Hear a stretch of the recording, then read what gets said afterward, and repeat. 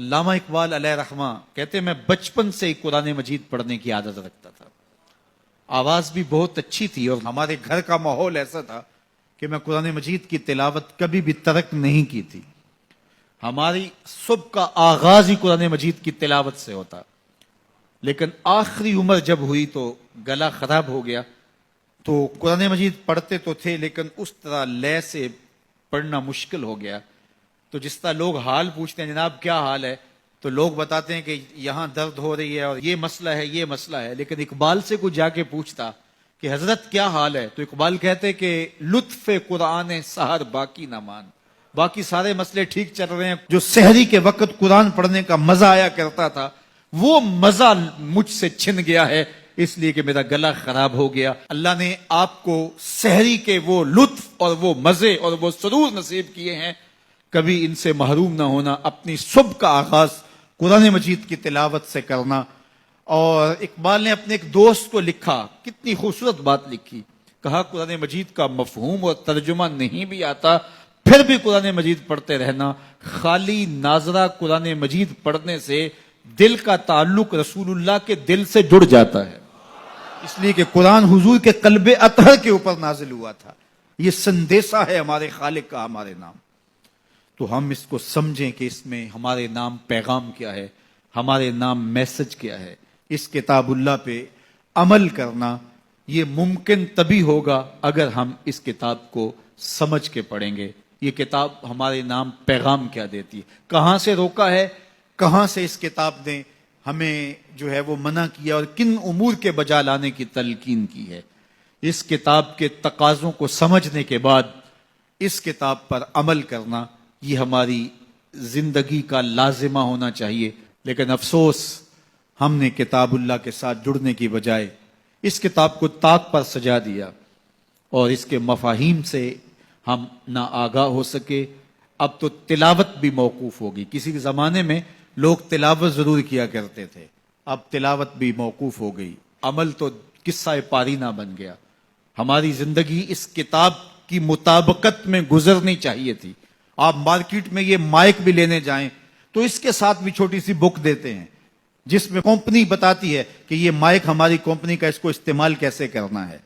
یار آپ جہاں سے جو چیز خریدے تو اس کے ساتھ چھوٹی سی بک ضرور ملتی ہے اور اس کا طریقہ استعمال بتایا جاتا ہے. جس خالق نے انسان کو پیدا کیا اس نے ساتھ قرآن بھی دیا ہے. اس کو پڑھتے جاؤ, زندگی گزارتے جاؤ. زندگی ٹینشنوں کا مجموعہ نہیں ہوگی. زندگی جو ہے وہ خوبصورت تمہیں دکھائی دے گی, زندگی حسین اور جمیل دکھائی دے گی, اس لیے کہ یہ زندگی قرآن کی مطابقت میں گزرے. اور ایک مومن کی زندگی تو قرآن کے بغیر گزرنے ہی نہیں چاہیے. گر تو می خواہی مسلمان زیستن نیست ممکن جز بقرآن زیستن.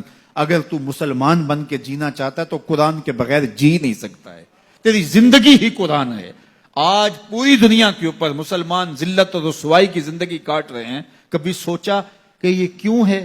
ہماری پستی, ذلت, نکبت, رسوائی کتاب اللہ سے دوری کے نتیجے میں. آج واجبی سا تعلق ہمارا اس کتاب سے رہ گیا ہے. اس کے مفاہیم سے ہم آگاہ تک نہیں ہیں. قرآن کہاں روک رہا ہے, قرآن مجید کی تعلیمات کیا ہیں. اس کی تلاوت ہماری زندگی کا جزو لا ینفک ہونا چاہیے تھا. اس کی تلاوت کے بغیر زندگی گزرتی نہ. یہ کتابیں زندہ ہے. یہ پستیوں سے اٹھا کے اوج ثریا تک پہنچانے والی کتاب ہے. یہ کتاب ہماری زندگی میں اجالے بھر دے, روشنیاں بھر دے. لیکن ہم نے اس کتاب کے ساتھ سلوک کیا کیا. بڑا خوبصورت لہجہ اختیار کیا اقبال نے. ببندے صوفی و ملا اسیری حیات از حکمت قرآن گیری بآیاتش ترا کار جزی نیست کہ از یاسین او آساں بمیری. اللہ اکبر. اقبال کہتے ہیں کہ اس دور کے صوفی نے اور اس دور کے ملا نے تیرے ساتھ زیادتی کی, تو پھنس گیا ان کے پھندے میں. صوفی نے بھی تجھے اور سمت لگا دیا اور مولوی نے بھی تجھے اور سمت لگا دیا. جو منصب تھا صوفی و ملا کا, تجھے جس راستے پہ ڈالنا تھا اس راستے پہ انہوں نے تجھے نہیں ڈالا. اس کتاب سے تیری دل بستگی نہ ہو سکی, اس کتاب سے تیرا تعلق مضبوط نہ ہو سکا.